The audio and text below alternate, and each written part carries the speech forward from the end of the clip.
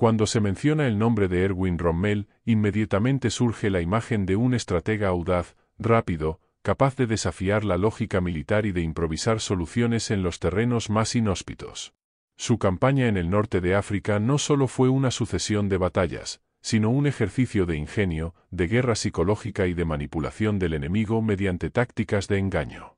En un escenario donde el desierto era un enemigo tanto como el adversario armado, Rommel demostró que la movilidad, la sorpresa y la percepción podían superar en muchas ocasiones a la superioridad numérica y logística de sus rivales. Desde el inicio, su llegada a África en 1941 fue casi teatral, un general enviado con un cuerpo expedicionario limitado, sin preparación total para sostener una ofensiva larga, pero con una capacidad única para detectar debilidades y explotarlas con rapidez. Los británicos, que habían logrado expulsar a las fuerzas italianas y se sentían confiados, se encontraron de pronto con un adversario que parecía multiplicar sus recursos, creando la ilusión de un ejército mayor al que realmente comandaba. Rommel entendió que en el desierto la información era tan importante como los cañones. Sabía que los ejércitos británicos confiaban en los servicios de inteligencia y en la ventaja que les daba el control marítimo para abastecerse. Por eso, su primera herramienta fue la confusión. Creaba movimientos de tropas falsos, ordenaba a sus hombres encender fuegos en la noche para simular grandes concentraciones, y utilizaba maquetas de tanques construidas con madera o lona para que los aviones de reconocimiento enemigos sobreestimaran sus fuerzas. Cada camión se convertía, en la imaginación de sus oponentes, en un blindado. Esa manipulación de la percepción sería una constante a lo largo de su estancia en África. El desierto, vasto y vacío, era un tablero perfecto para esconder intenciones y engañar sobre la verdadera disposición de las tropas. Pero su genio no se limitaba a la teatralidad. También aplicaba un profundo conocimiento del terreno y una intuición casi instintiva sobre el momento justo para atacar. Una y otra vez, sus enemigos británicos se encontraban sorprendidos por ataques que no esperaban, en lugares que consideraban seguros. Rommel convertía la movilidad en un arma. Sus columnas de panzers podían recorrer largas distancias con rapidez, aprovechando la falta de cobertura del desierto y la dificultad de vigilancia continua. Esto le permitía golpear las retaguardias, interrumpir líneas de suministro y obligar al adversario a retroceder. No era un hombre que se quedara a la defensiva, incluso con recursos limitados, siempre buscaba mantener la iniciativa. Los informes de la época muestran cómo el desierto se convirtió en un campo de espejismos tanto reales como creados por Rommel. Las patrullas británicas muchas veces perseguían sombras o se encontraban con emboscadas perfectamente preparadas. La disciplina de los soldados bajo su mando era otro factor esencial, lograba inspirar confianza y lealtad, de modo que incluso en condiciones adversas los hombres se mantenían firmes. Su presencia en primera línea, observando, tomando notas y a veces incluso dirigiendo maniobras desde un vehículo ligero, reforzaba esa imagen de líder cercano, que comprendía las dificultades de sus subordinados. No era un general distante, sino uno que compartía el riesgo. El contexto estratégico también favoreció que Rommel destacara. La campaña en el norte de África era, en parte, un frente secundario dentro de la guerra global, pero tenía un valor simbólico y estratégico inmenso. Controlar Egipto y el Canal de Suez significaba abrir una vía hacia el Medio Oriente, con sus recursos petroleros. Además, cada victoria o derrota en el desierto tenía un impacto directo en la moral de las naciones involucradas. Para los británicos, mantener el dominio del norte africano era esencial, pues era una de las pocas áreas donde combatían directamente contra fuerzas alemanas en aquellos años iniciales. Por eso, la aparición de Rommel y sus victorias rápidas generaron un shock en Londres y entre los mandos aliados. Era como si el desierto hubiera dado a luz a un nuevo tipo de guerra, dominada por un general que parecía leer la mente de sus adversarios. En este primer periodo, la combinación de astucia, sorpresa y movilidad hizo que Rommel lograra avances que, sobre el papel, parecían imposibles. Sus fuerzas eran inferiores en número y recursos, pero la percepción de los británicos era que se enfrentaban a un ejército mucho más grande y coordinado de lo que realmente existía. El engaño, por lo tanto, no era solo un recurso táctico, sino una estrategia psicológica que debilitaba al enemigo antes incluso de que comenzara la batalla. Los británicos comenzaron a referirse a él con un respeto inusual, y la prensa internacional pronto lo bautizó con un apodo que quedaría para siempre ligado a su figura, el zorro del desierto. Ese apodo no era un mero halago, sino un reconocimiento a la manera en que Rommel sabía desaparecer y reaparecer en lugares inesperados, como un animal astuto que conoce cada rincón de su territorio. El desierto era inmenso, pero él lo recorría con una rapidez que confundía a los servicios de inteligencia aliados. Había aprendido a aprovechar la geografía aparentemente uniforme, a identificar pasos y rutas ocultas, y a explotar la dificultad que el terreno imponía a la logística. Lo que para otros era un obstáculo, para él se convertía en una oportunidad. La campaña no fue, sin embargo, un camino de triunfos fáciles. Desde el inicio, Rommel se enfrentó a problemas de suministro. El mar Mediterráneo estaba bajo la vigilancia de la Marina británica, y los convoys que llevaban combustible, municiones y repuestos desde Europa sufrían constantes ataques. Cada tanque perdido era difícil de reemplazar, cada litro de gasolina era vital. Esta escasez obligaba a Rommel a ser aún más ingenioso. Por eso recurría al engaño, hacía creer que sus fuerzas estaban más completas y abastecidas de lo que realmente estaban. De este modo, podía intimidar al enemigo y obligarlo a retroceder incluso cuando no tenía la capacidad real de sostener una ofensiva prolongada. La reputación de Rommel comenzó a crecer no solo entre sus hombres y entre los alemanes en general, sino también entre los propios aliados. Sus adversarios lo respetaban profundamente, aunque eso no les impedía buscar la manera de derrotarlo. Para muchos soldados británicos, enfrentarse a Rommel era sinónimo de una lucha dura y difícil, donde cualquier descuido podía costar caro. El miedo psicológico jugaba a su favor, los hombres que creen estar en desventaja tienden a cometer errores, y Rommel lo sabía. La capacidad de engañar en el desierto se manifestaba también en pequeños detalles. Ordenaba que las unidades se movieran en círculos en diferentes rutas, de modo que los observadores enemigos creyeran que llegaban refuerzos constantes. En otras ocasiones, utilizaba señales de radio falsas para dar la impresión de que sus fuerzas eran numerosas y bien coordinadas. Incluso recurría a la construcción de armas falsas, cañones de madera, vehículos inflables, cualquier cosa que confundiera al reconocimiento aéreo británico. El resultado era una ilusión sostenida que multiplicaba el tamaño de su ejército en la mente del adversario. Al mismo tiempo, Rommel se mantenía pragmático. No dejaba que el engaño lo distrajera de la necesidad de luchar con eficacia. Cada ataque era planeado con rapidez, pero también con una comprensión clara de lo que podía lograr. Su estilo combinaba audacia con realismo, se arriesgaba, pero sabía cuándo detenerse. Esa habilidad de medir la situación fue clave para prolongar su éxito, incluso en un teatro de operaciones tan complejo. La primera fase de la campaña fue, por lo tanto, un despliegue de ingenio. Los británicos, que pensaban haber asegurado el norte de África, se encontraron en una posición defensiva frente a un enemigo que parecía imparable. Y todo esto, en gran medida, se debía a la habilidad de un general que sabía que la percepción podía ser tan poderosa como la fuerza bruta. El avance de Rommel en África no puede comprenderse sin tener en cuenta el estado en el que se encontraban las fuerzas italianas cuando él llegó. Los ejércitos de Mussolini habían iniciado la campaña en 1940 con la intención de conquistar Egipto y avanzar hacia el Canal de Suez, pero su ofensiva se había detenido rápidamente frente a las fuerzas británicas, que lanzaron un contraataque devastador. Decenas de miles de prisioneros italianos y la pérdida de material militar dejaron al eje en una posición difícil. Fue en ese momento cuando Hitler decidió enviar un cuerpo expedicionario limitado, los Afrika Korps, para reforzar a su aliado y evitar un colapso total en el Mediterráneo. El comandante elegido fue Rommel, en parte por su reputación adquirida en Francia en 1940 y por su estilo agresivo, que contrastaba con el de otros generales más conservadores. Rommel no esperó órdenes detalladas desde Berlín ni de Roma. Al llegar a Libia, en febrero de 1941, tomó la iniciativa con rapidez. Sabía que sus fuerzas eran limitadas, pero percibió que los británicos habían avanzado demasiado confiados, extendiendo sus líneas de suministro y dejando huecos en sus defensas.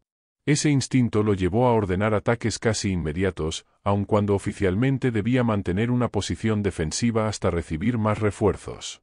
Fue una decisión arriesgada, pero transformó la dinámica de la campaña.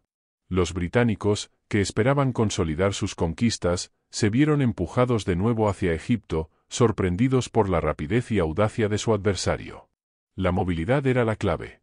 Mientras los británicos confiaban en la superioridad numérica de sus blindados, Rommel los movía como piezas de ajedrez, siempre buscando la retaguardia y los flancos. Una y otra vez, conseguía rodear posiciones aparentemente sólidas, obligando a los británicos a retirarse para evitar el cerco. El desierto ofrecía la posibilidad de maniobrar en amplios espacios abiertos, y Rommel explotaba esa característica como pocos comandantes en la historia. Al mismo tiempo, utilizaba el engaño para exagerar su fuerza. En la práctica, cada ataque suyo parecía surgir de un ejército mucho más grande, lo que generaba confusión en el mando británico. El ejemplo más claro se vio en la primavera de 1941, cuando Rommel logró recuperar casi toda la Cirenaica, empujando a los británicos hasta la línea de defensa en Tobruk. Allí comenzó uno de los asedios más famosos de la campaña. Tobruk, un puerto fortificado, se convirtió en un obstáculo que Rommel no pudo tomar de inmediato. Sin embargo, incluso en ese fracaso parcial demostró su habilidad para manipular la percepción del enemigo. Los británicos estaban convencidos de que enfrentaban a un ejército mucho mayor, y durante meses Rommel mantuvo la presión, con ataques que desgastaban la moral y obligaban a los defensores a vivir en constante tensión. El asedio de Tobruk reveló otra faceta de la guerra en el desierto, la importancia de la logística. Mientras Rommel intentaba romper las defensas, sus líneas de suministro dependían de convoys que cruzaban el Mediterráneo desde Italia. Cada barco hundido era una pérdida irreparable. El combustible, especialmente, se convirtió en la obsesión del zorro del desierto. Sin gasolina, los tanques eran inútiles, y sin camiones, no podía mover sus tropas a través del desierto. Por eso, cada vez que capturaba depósitos británicos, lo celebraba como una victoria tan grande como la de un campo de batalla. En varias ocasiones, logró sobrevivir gracias a estos botines improvisados, utilizando incluso vehículos capturados para reforzar sus fuerzas. La habilidad de Rommel para engañar a sus enemigos no se limitaba al uso de maquetas o señales falsas. También jugaba con el tiempo, con la rapidez de sus movimientos. Los británicos a menudo creían que se encontraba demasiado lejos como para atacar, y de pronto descubrían que sus columnas de tanques estaban a las puertas de sus posiciones. La velocidad se convertía en un truco psicológico, lo que parecía imposible, Rommel lo hacía realidad. El resultado era una sensación de vulnerabilidad constante entre las tropas enemigas. No obstante, los británicos no eran ingenuos y pronto comenzaron a estudiar sus métodos. Las operaciones de inteligencia se reforzaron, y el mando aliado comprendió que debía ser más cauteloso para no caer en las trampas del zorro del desierto. Aquí entra en juego otro elemento crucial, la guerra de códigos. Los británicos habían logrado acceder a información a través de la ruptura de mensajes encriptados, lo que les daba ventaja en ciertos momentos. Sin embargo, esa información no siempre se utilizaba con eficacia, y Rommel seguía imponiéndose con su intuición y audacia. La guerra en el desierto se transformó así en un duelo entre la astucia de un general y la capacidad de descifrar sus movimientos. El carisma personal de Rommel desempeñó un papel importante en mantener la cohesión de sus fuerzas. Sus hombres lo admiraban porque compartía sus dificultades, recorría el frente en vehículos ligeros y no temía exponerse al peligro.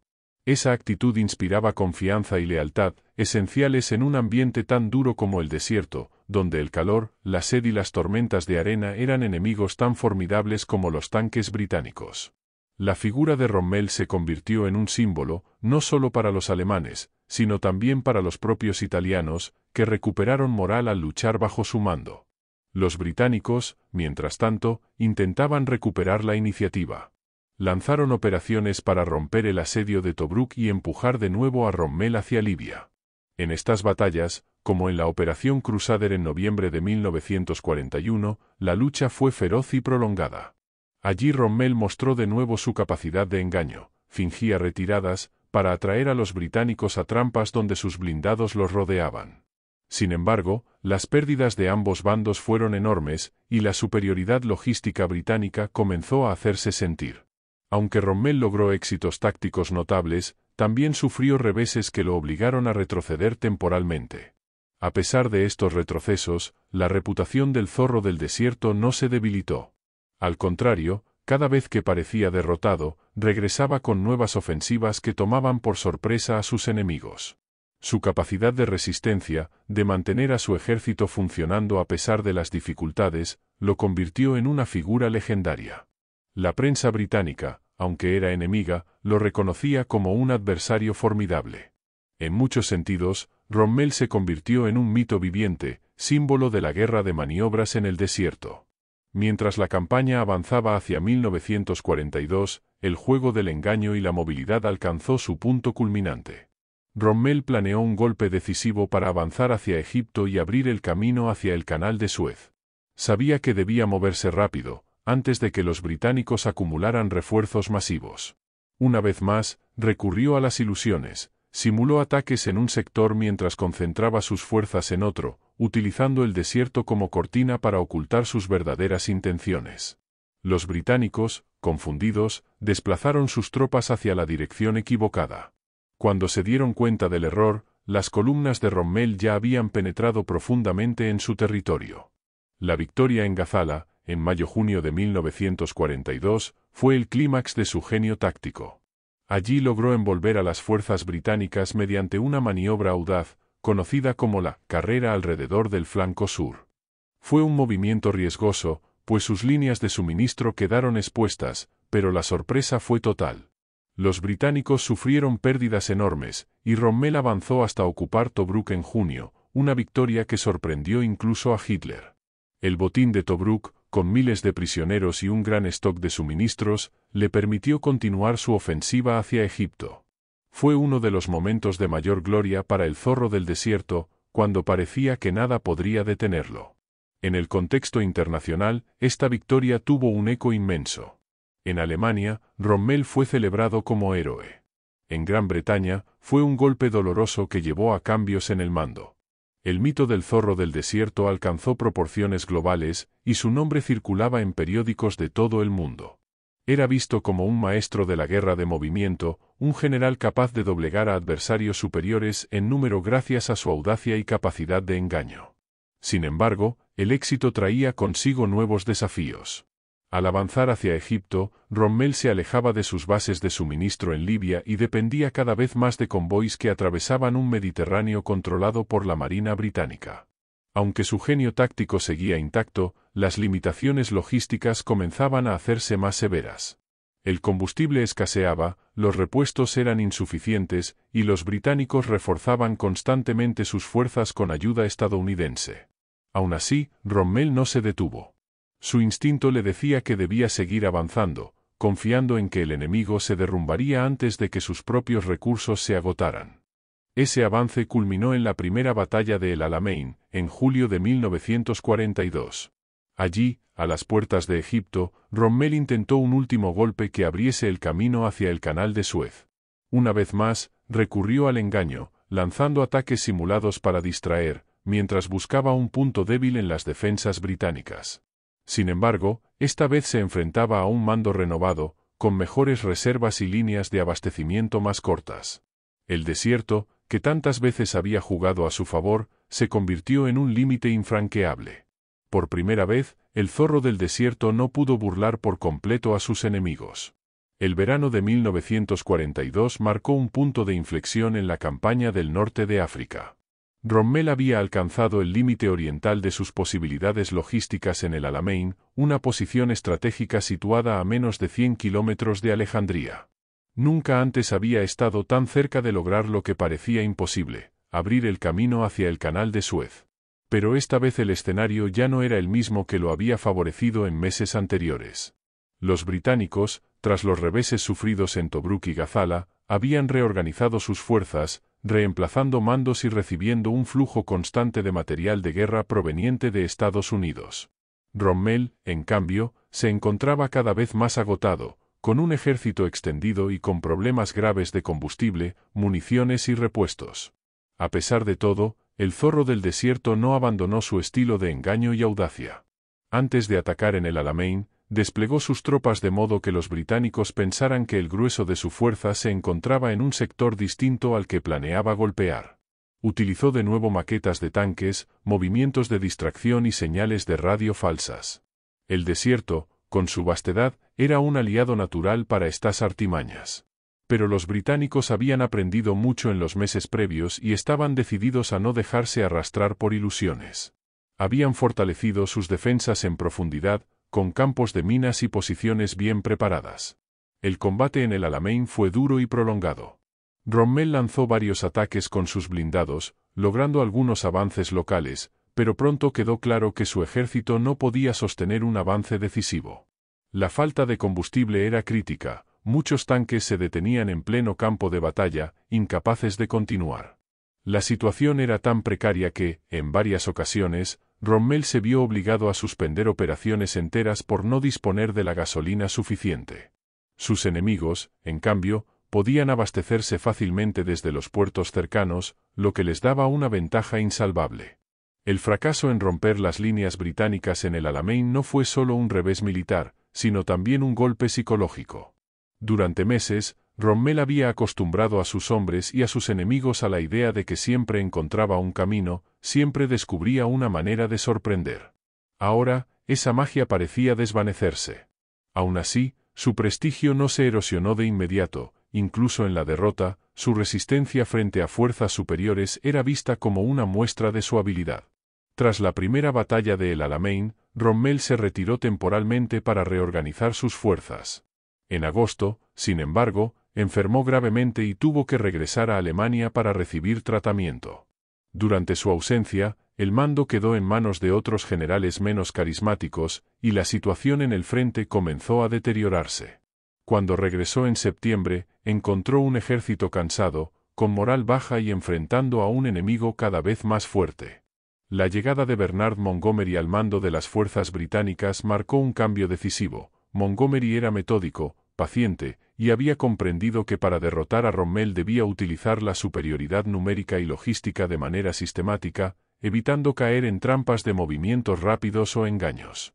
El enfrentamiento entre Rommel y Montgomery se convirtió en un duelo de estilos. Mientras el alemán seguía confiando en la sorpresa y la movilidad, el británico apostaba por la preparación meticulosa y la acumulación de recursos. En octubre de 1942 comenzó la segunda batalla de El Alamein, que sería una de las más decisivas de la campaña. Rommel sabía que sus fuerzas eran insuficientes, pero no podía retirarse sin luchar. Políticamente, la presión desde Berlín y Roma lo obligaba a resistir. Una vez más, el zorro del desierto recurrió al engaño. Movió sus unidades de noche, creó falsos despliegues, intentó convencer a los británicos de que atacaría en un sector distinto. Sin embargo, Montgomery no se dejó confundir. Con paciencia, lanzó un ataque masivo, apoyado por artillería y aviación, que poco a poco fue desgastando las defensas alemanas e italianas. Rommel luchó con habilidad, maniobrando sus pocas fuerzas blindadas para contener la avalancha, pero el peso de los números resultó imposible de contrarrestar. Durante más de 10 días, los combates se sucedieron con intensidad, hasta que finalmente Rommel comprendió que debía retirarse. La retirada tras la segunda batalla de El Alamein fue un momento crucial en su carrera. Por primera vez, no se trataba de una maniobra táctica para preparar un contraataque, sino de un retroceso continuo que lo llevó a perder miles de kilómetros de terreno. El mito del zorro del desierto seguía vivo, pero comenzaba a resquebrajarse. Sus enemigos, que antes lo veían como un fantasma imposible de atrapar, ahora comprendían que podían derrotarlo si mantenían la presión y utilizaban sus recursos de manera coordinada. Sin embargo, incluso en retirada, Rommel siguió demostrando su ingenio. Organizó replegues ordenados, preparó emboscadas para frenar el avance enemigo, y en más de una ocasión logró detener temporalmente a las fuerzas británicas mediante ataques sorpresa que les recordaban que todavía tenían enfrente a un adversario astuto. El desierto seguía siendo su terreno, y aunque ya no podía avanzar, sabía cómo ganar tiempo para salvar a su ejército de la destrucción total. La situación se volvió aún más compleja cuando, en noviembre de 1942, los aliados desembarcaron en Marruecos y Argelia en la llamada Operación Torch. De pronto, Rommel se encontró atrapado entre dos frentes. Montgomery avanzaba desde el este, y nuevas fuerzas aliadas llegaban desde el oeste. La superioridad numérica y material de los aliados se volvía abrumadora. Aun así, Rommel no perdió la capacidad de engañar. Para evitar el colapso inmediato, lanzó ataques de distracción, exageró la fuerza de sus tropas, e incluso convenció a sus enemigos de que aún podía resistir mucho más tiempo del que realmente era posible.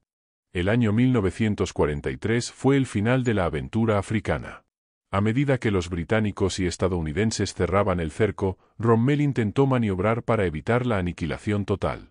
Sus tácticas de engaño continuaron. Movía tropas pequeñas de un lugar a otro para simular grandes concentraciones, utilizaba comunicaciones falsas para dar la impresión de que llegaban refuerzos, y explotaba al máximo la geografía del terreno para retrasar lo inevitable.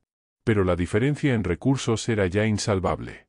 Mientras los aliados recibían suministros constantes desde el otro lado del mar, Rommel dependía de convoys que eran diezmados por la marina y la aviación enemiga. En marzo de 1943, agotado y enfermo, Rommel fue llamado de regreso a Alemania. No participó en la última fase de la campaña, que culminó en mayo con la rendición de las fuerzas del Eje en Túnez. Aun así, su nombre quedó asociado para siempre al norte de África. Fue allí donde su leyenda alcanzó la cima, donde demostró que el engaño, la sorpresa y la movilidad podían compensar, al menos temporalmente, la inferioridad numérica y material. Lo interesante es que incluso en la derrota, su reputación no se derrumbó. Los aliados seguían reconociendo su talento, y la prensa lo retrataba como un adversario honorable, distinto a otros comandantes del régimen al que servía.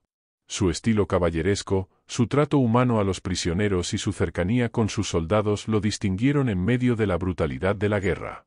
Esa imagen se consolidó en los años posteriores, alimentando el mito del zorro del desierto como un general distinto, más preocupado por el arte de la guerra que por la ideología.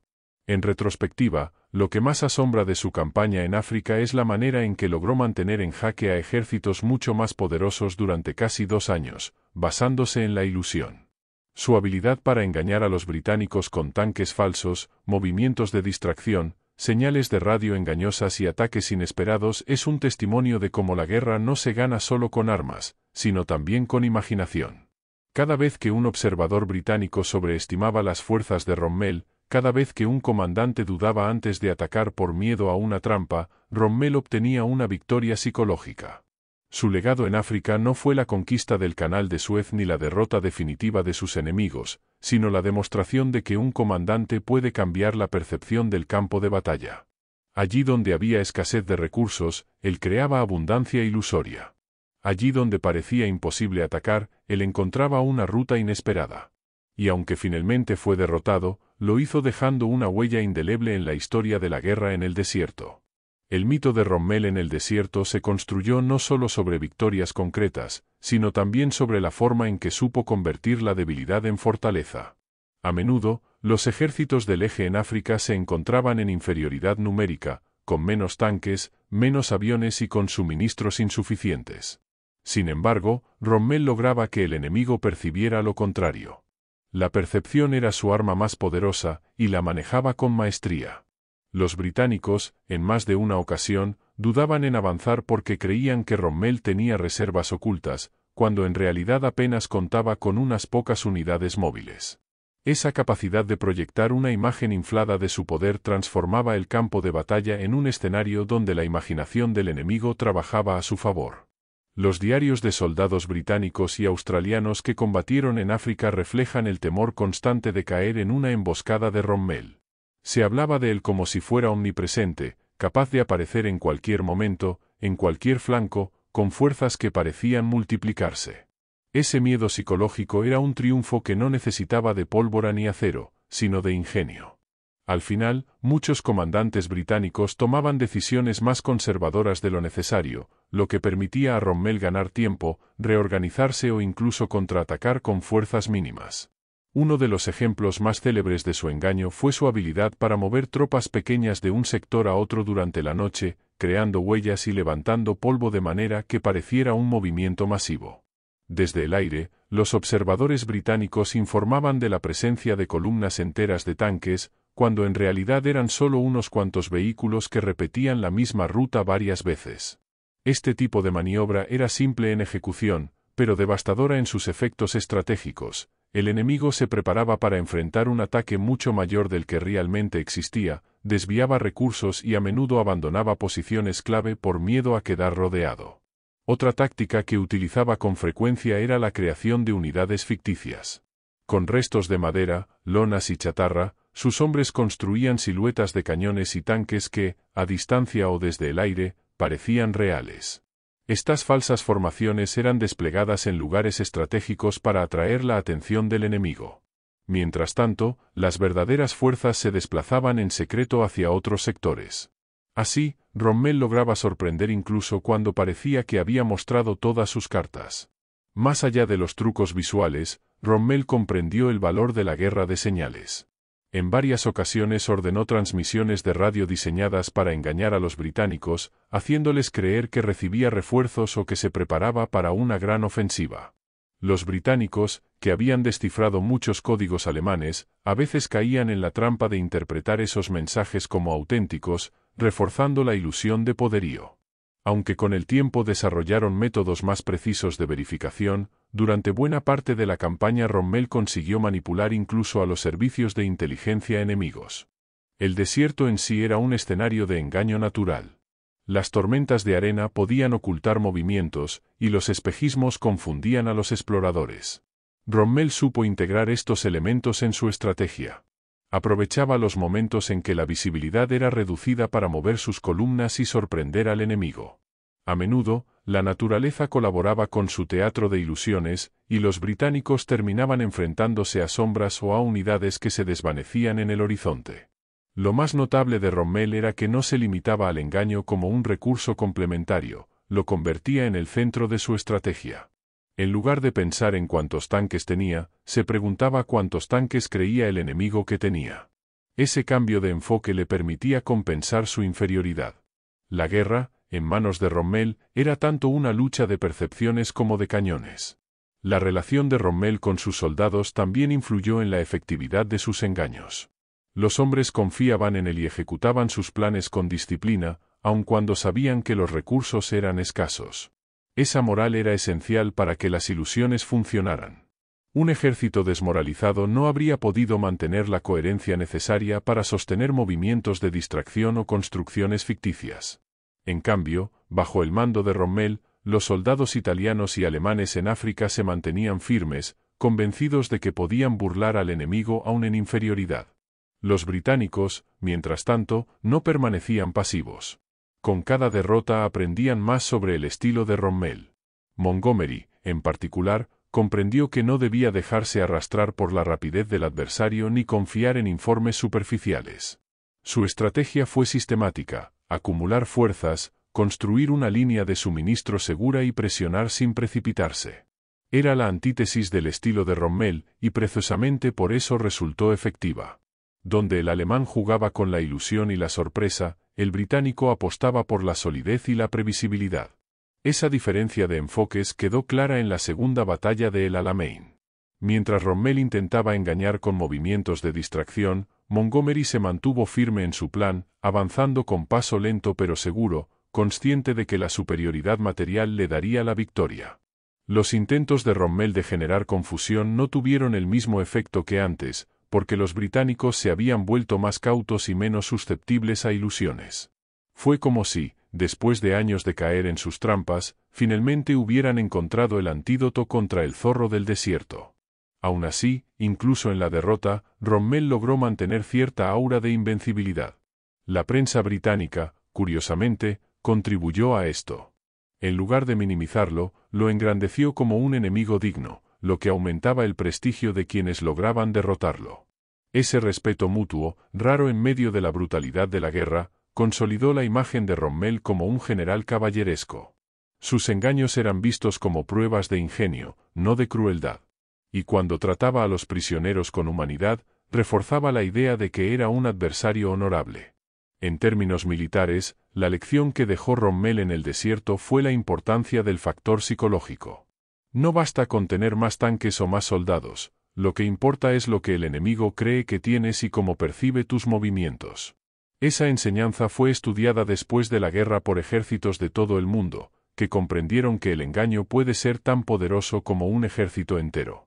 Las operaciones de camuflaje, las tropas ficticias, los tanques inflables que se usarían años después en la preparación del desembarco de Normandía, tienen su raíz en las lecciones aprendidas de campañas como la de Rommel. El norte de África se convirtió así en un laboratorio de guerra psicológica y de engaño militar. Rommel fue su principal exponente, demostrando que un comandante con visión puede alterar la balanza incluso en condiciones desfavorables. Pero también mostró los límites de esa estrategia: cuando el enemigo aprende, cuando la logística falla, cuando la superioridad material se impone de manera sistemática, el engaño ya no basta. El zorro del desierto logró retrasar lo inevitable, pero no pudo evitarlo. Lo más interesante es que, después de África, Rommel nunca volvió a tener un escenario tan perfecto para sus ilusiones.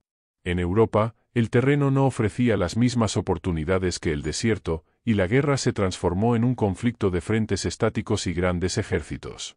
Su estilo audaz, basado en la movilidad y el engaño, había sido ideal para el norte africano, pero difícil de aplicar en otros contextos.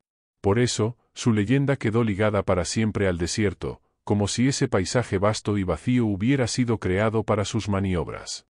En la memoria colectiva, Rommel quedó como el general que engañaba a sus enemigos en medio de la nada, que transformaba camiones en tanques, que movía columnas fantasma y que lograba asustar a ejércitos enteros con muy poco. Fue un maestro de la ilusión, un estratega que comprendió que la guerra es también un juego de percepciones. Y aunque finalmente fue derrotado, lo hizo de una manera que todavía hoy se estudia en academias militares como ejemplo de ingenio y creatividad en la conducción de un ejército. La figura de Rommel en el norte de África no puede entenderse solo como un comandante que movía tanques y soldados, sino como alguien que construyó una narrativa alrededor de sí mismo y de su ejército. El mito del zorro del desierto fue en parte producto de sus acciones, pero también de la manera en que la prensa, tanto alemana como aliada, lo retrató. Desde muy temprano, los corresponsales de guerra británicos hablaban de él con respeto, casi con admiración, y esa imagen se filtró a la opinión pública. Era raro que, en medio de una guerra marcada por propaganda dura, se reconociera a un enemigo con tal grado de estima. Pero Rommel, con sus tácticas de engaño y su estilo personal, había logrado algo que pocos generales consiguieron: ser visto como un adversario honorable, y al mismo tiempo, temible. Este respeto estaba profundamente ligado a su capacidad de convertir la inferioridad en ventaja. En la guerra, muchas veces se da por sentado que quien tiene más recursos y hombres tiene la victoria asegurada. Rommel rompió esa lógica al demostrar que el ingenio podía multiplicar las fuerzas de un ejército. Cuando los británicos veían columnas de polvo levantándose en el horizonte, no sabían si se trataba de un puñado de camiones o de una división blindada entera. Esa incertidumbre era tan paralizante como los disparos. El enemigo se veía obligado a reaccionar con cautela, retrasando avances y desviando recursos, lo que daba a Rommel tiempo y espacio para maniobrar. El miedo a lo que no se podía ver, a lo que tal vez no existía, se convertía en una forma de control sobre el adversario. Su campaña en el desierto fue también una lucha constante contra las limitaciones materiales. El combustible era siempre un problema, los repuestos escaseaban y las municiones llegaban con cuentagotas. Cada batalla significaba un riesgo calculado: si ganaba, podía capturar suministros británicos y prolongar la resistencia; si perdía, corría el peligro de quedarse paralizado en medio del desierto. El engaño, entonces, no era solo una herramienta psicológica, sino también un mecanismo de supervivencia. Al exagerar su fuerza, Rommel conseguía que los británicos dudaran en presionar demasiado, dándole la oportunidad de conservar recursos vitales. El desierto no ofrecía margen de error: un tanque inmovilizado por falta de gasolina era un blanco fácil, y un ejército sin agua estaba condenado. En ese contexto, cada ilusión que creaba era una línea más de defensa. El liderazgo de Rommel fue fundamental para que sus hombres aceptaran estas dificultades con disciplina. No era un general de despacho que daba órdenes desde la retaguardia, sino alguien que aparecía en primera línea, observando, preguntando, corrigiendo.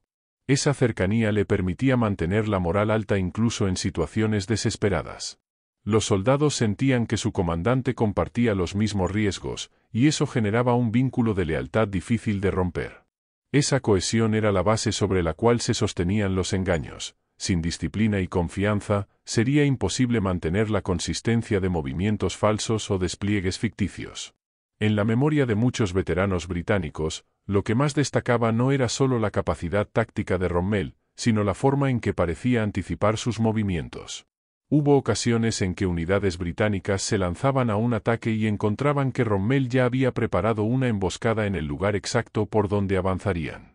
Esto alimentó la leyenda de que tenía una intuición casi sobrenatural. En realidad, se trataba de una combinación de experiencia, observación del terreno y rapidez para interpretar la información disponible. El desierto ofrecía pocas sorpresas si se sabía leer las huellas, el polvo o el ritmo de los convoys. Rommel había aprendido a interpretar esos signos y a deducir las intenciones del enemigo, lo que le permitía adelantarse con frecuencia. El efecto psicológico de sus engaños llegó a ser tan fuerte que, en ocasiones, los británicos veían fantasmas en el desierto. Informes de inteligencia hablaban de divisiones que no existían, de refuerzos que nunca llegaron, de emboscadas que eran solo ilusiones. Esto llevó a que sus comandantes tomaran decisiones basadas en percepciones equivocadas, lo que reforzaba aún más la reputación del zorro del desierto. El enemigo no solo luchaba contra tanques y cañones, sino contra la imagen de un comandante capaz de aparecer en cualquier lugar con fuerzas superiores. Sin embargo, ese mismo estilo que lo hizo famoso tenía sus riesgos. Rommel confiaba tanto en la movilidad y el engaño que a veces se arriesgaba demasiado. Avanzaba más allá de lo que la logística podía sostener, confiando en que el enemigo retrocedería antes de que se agotaran sus suministros. Cuando esa apuesta funcionaba, conseguía victorias espectaculares. Pero cuando no, quedaba expuesto a la falta de combustible y a la imposibilidad de mantener posiciones. En última instancia, esa fue una de las razones de su derrota en el Alamein. La ilusión no podía sustituir indefinidamente a la realidad material. La guerra moderna, con sus enormes necesidades logísticas, imponía límites que ni siquiera un genio del engaño podía superar. La llegada de los estadounidenses a la campaña complicó aún más su situación. En 1943, cuando el cerco sobre Túnez se estrechaba, Rommel seguía utilizando trucos para dar la impresión de que podía resistir, pero la marea era ya imposible de detener. La superioridad aérea y marítima aliada aseguraba que cada día llegaran más tropas y más recursos, mientras que los convoys hacia Libia eran atacados sin descanso. Aunque organizó defensas ingeniosas y retrasó lo inevitable con emboscadas y maniobras de distracción, el destino estaba sellado. Lo que sorprende es que, incluso en ese contexto, los aliados seguían hablando de él con respeto, como si su habilidad para burlar al enemigo no pudiera borrarse ni con la derrota. El legado de Rommel en África se convirtió en una referencia constante en la historia militar. Después de la guerra, sus tácticas fueron estudiadas en academias de todo el mundo.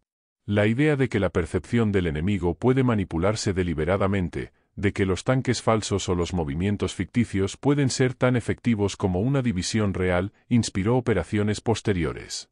Los aliados mismos, en 1944, aplicaron muchos de esos principios en la Operación Fortitude, la gran campaña de engaño que hizo creer a los alemanes que el desembarco en Normandía sería en otro lugar. En cierto modo, Rommel había mostrado el camino a sus futuros adversarios. Lo fascinante de su figura es que trascendió el contexto de la guerra. Para muchos, Rommel simbolizó la astucia y la inteligencia aplicadas al combate. No era solo un general alemán, sino un estratega que entendió el valor de la ilusión en un mundo dominado por la brutalidad. En una época en que la guerra total destruía ciudades enteras y la propaganda demonizaba al enemigo, Rommel se destacó como alguien que parecía jugar otra partida, más cercana al arte de la maniobra que al de la destrucción indiscriminada.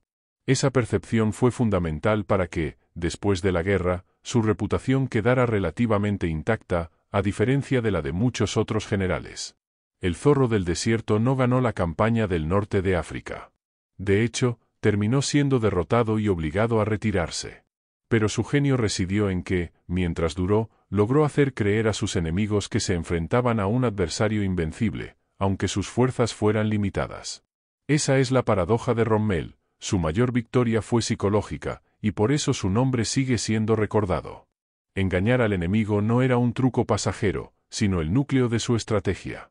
En el desierto, donde la imaginación podía ser tan peligrosa como una bala, Rommel demostró que la guerra es también un juego de ilusiones. En la fase final de la campaña del norte de África, la figura de Rommel se encontraba en una encrucijada. Por un lado, su reputación como estratega seguía intacta, e incluso crecía en la imaginación de soldados y periodistas que lo describían como un genio del desierto. Por otro, la realidad material de la guerra se volvía cada vez más insostenible. El dominio marítimo y aéreo aliado significaba que cada convoy que intentaba abastecer a sus tropas era vulnerable. El combustible, vital para mantener la movilidad que había caracterizado a su estilo de guerra, escaseaba al punto de limitar operaciones enteras. Sin movilidad, el ejército de Rommel perdía su mayor ventaja, y sus enemigos lo sabían. A pesar de estas limitaciones, Rommel no abandonó sus tácticas de engaño. Continuaba utilizando camuflajes, señuelos y movimientos ficticios para dar la impresión de que sus fuerzas eran más numerosas de lo que en verdad eran. Sus ingenieros improvisaban con materiales rudimentarios, creando cañones falsos y vehículos simulados para engañar a los observadores aéreos aliados. Cada trampa que funcionaba le compraba tiempo, y cada día de retraso era una victoria parcial frente a un enemigo que lo superaba ampliamente en recursos. La capacidad de prolongar la resistencia se convirtió en un arte, y aunque la derrota parecía inevitable, Rommel la convirtió en un proceso lento y costoso para sus adversarios. En ese momento, la guerra en África ya no se trataba solo de controlar el terreno, sino de lo que representaba. Para los aliados, derrotar a Rommel significaba demostrar que podían vencer al general más célebre del eje en el campo de batalla. Para los alemanes, mantenerlo en combate era un símbolo de resistencia, incluso si las condiciones eran desfavorables. Por eso, aunque Rommel sabía que sus fuerzas estaban al borde del colapso, no podía retirarse sin más. Políticamente, el régimen esperaba de él milagros, y sus enemigos esperaban errores. Su desafío era sostener la ilusión de fuerza mientras en la práctica sobrevivía con lo mínimo. La presión constante afectó también a su salud. Rommel sufría de agotamiento, problemas gástricos y un cansancio acumulado tras meses de combates ininterrumpidos. Aún así, se negaba a abandonar el frente durante mucho tiempo.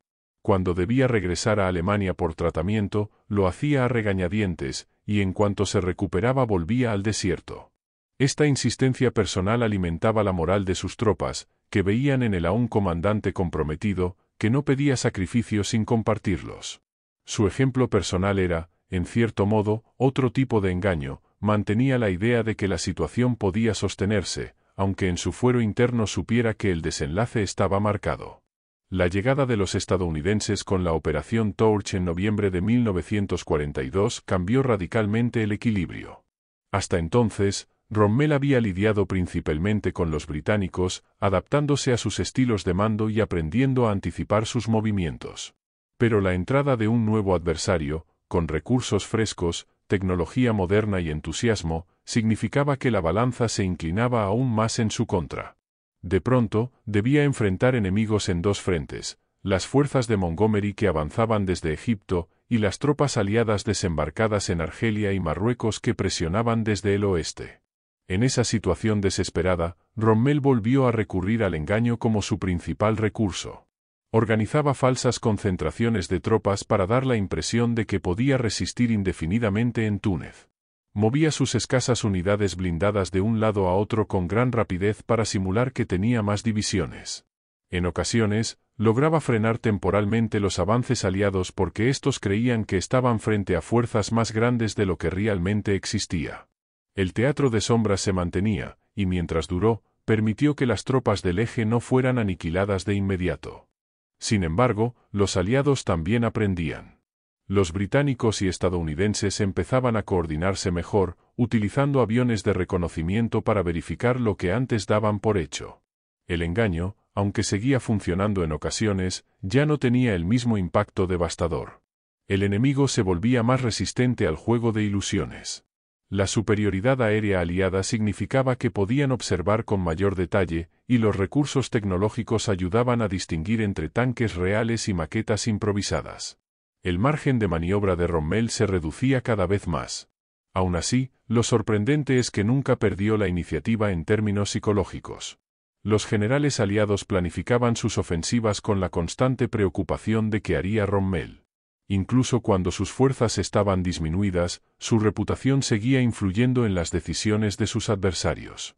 Se hablaba de él como de un oponente capaz de sacar una carta inesperada en cualquier momento.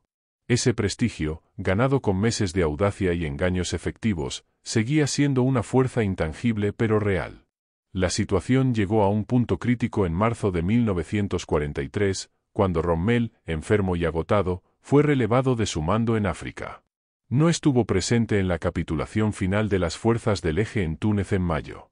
Para muchos de sus hombres, su ausencia fue un golpe duro, pues veían en él al único capaz de mantenerlos en pie frente al poderío aliado. Sin embargo, su nombre ya había quedado inscrito como sinónimo de la guerra en el desierto. El zorro del desierto era inseparable de esa campaña, aunque no estuviera en su desenlace. Después de África, Rommel fue enviado a Europa, donde desempeñaría un papel en la defensa del continente frente a la inminente invasión aliada.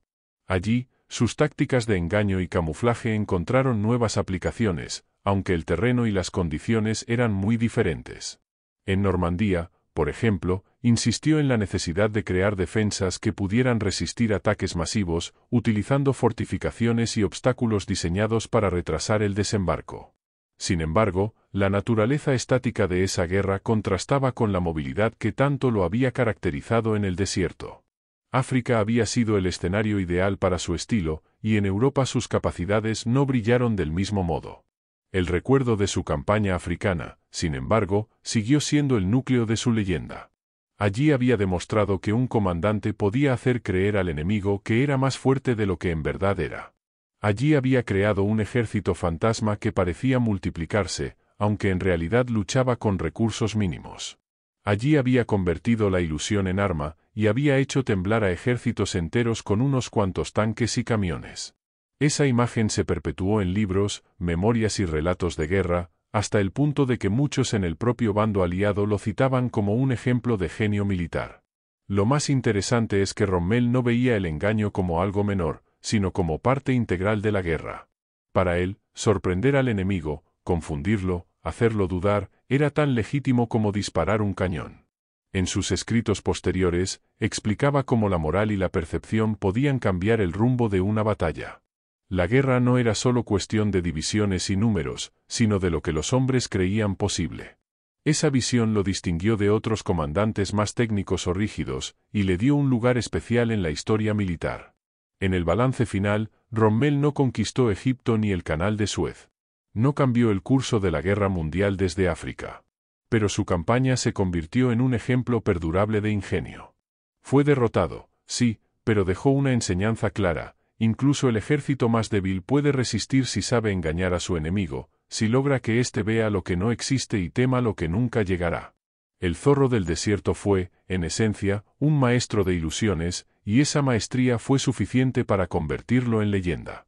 Cuando se analiza en perspectiva la campaña del norte de África y el papel de Rommel en ella, lo primero que sorprende es cómo un comandante con recursos tan limitados pudo mantener en jaque durante tanto tiempo a ejércitos superiores en número, tecnología y logística. La respuesta no está únicamente en su capacidad táctica, sino en su talento para crear ilusiones, para engañar y manipular la percepción de sus enemigos. En el desierto, donde el terreno desnudo parecía no ofrecer escondites ni ventajas, Rommel descubrió que la verdadera arma era la imaginación. Transformó el vacío del Sáhara en un escenario donde el humo, el polvo, las maquetas de tanques y los movimientos de distracción podían ser tan letales como una división blindada real. Su legado, por lo tanto, no se mide solo en victorias o derrotas, sino en la manera en que cambió la concepción de la guerra. Antes de él, muchos generales habían considerado el engaño como un complemento, una herramienta ocasional. Rommel lo convirtió en el núcleo de su estrategia. Su habilidad para mover pequeñas unidades de un lugar a otro y hacerlas parecer una fuerza imponente, o para fingir retiradas que terminaban en emboscadas devastadoras, fue lo que mantuvo a los británicos constantemente en guardia. En más de una ocasión, un comandante aliado detenía su avance por miedo a caer en una trampa inexistente, regalándole a Rommel el tiempo que necesitaba para reorganizarse o recibir refuerzos. Ese dominio de la percepción generó un respeto inusual. Los soldados británicos, incluso después de derrotarlo en el Alamein, seguían hablando de él con admiración. En cartas y memorias, lo describían como un enemigo astuto, honorable y casi caballeresco. Para muchos de ellos, enfrentarse a Rommel era sinónimo de estar en el centro de la guerra, de medirse contra lo mejor que el Eje podía ofrecer. Esa aura se convirtió en parte de su mito, no era solo un general alemán más, sino el zorro del desierto, un rival digno cuya figura se elevaba por encima de la propaganda y del odio que dominaba la época. No obstante, también hay que reconocer los límites de su enfoque. El engaño podía retrasar la derrota, pero no podía sustituir la realidad material de la guerra. El ejército que él comandaba dependía de suministros que nunca llegaban en cantidades suficientes. Los británicos y, más tarde, los estadounidenses, disponían de un flujo constante de armas, vehículos, combustible y comida. Cada tanque perdido por Rommel era difícil de reemplazar, cada avión derribado significaba un vacío que no se llenaba. Aunque logró multiplicar la eficacia de lo que tenía, al final la superioridad aliada resultó aplastante. La derrota en el Alamein y la rendición final en Túnez demostraron que el genio individual, por grande que fuera, no podía compensar una desventaja estructural tan abrumadora. Y sin embargo, esa paradoja es lo que alimenta su leyenda. La idea de un hombre y su ejército desafiando a enemigos mucho más poderosos, resistiendo durante años gracias al ingenio y la astucia, es un relato que ha sobrevivido más allá de los libros de historia. Incluso después de la guerra, cuando muchos generales del Eje fueron criticados y olvidados, el nombre de Rommel siguió siendo mencionado con respeto en academias militares, en documentales y en obras literarias.